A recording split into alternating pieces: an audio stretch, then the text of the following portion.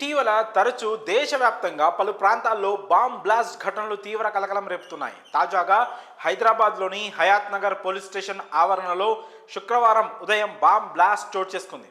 Hayat Nagar police station వెనుక భాగంలో ఉన్న స్టోర్ రూమ్ క్లీన్ చేసి చెత్త తగలబెడుతున్న సమయంలో ఒక్కసారిగా పేలుడు సంభవించింది.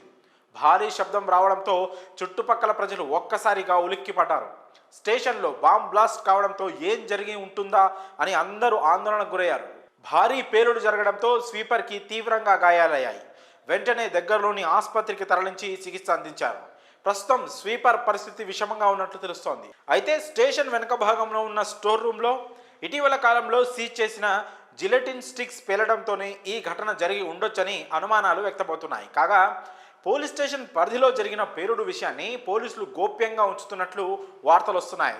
అయితే ఈ పేలుడు ఘటనలో ఎలాంటి ప్రాణ నష్టం జరగకపోవడంతో పోలీసులు ఊపిరి పీల్చుకున్నారు. పేలుడికి గల కారణాలను పోలీసులు ఇంటర్నల్గా విచారణ చేస్తున్నట్లు సమాచారం.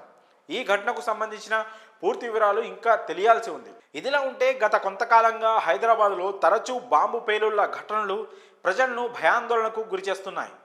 గత నెల హైదరాబాద్ జూబ్లీహిల్స్ చెక్ పోస్ట్ సమీపంలో భారీ పేలుడు జరిగిన విషయం తెలిసిందే. రోడ్ నెంబర్ 1లో ఓ హోటల్లో ఈ ఘటన చోటు చేసుకుంది.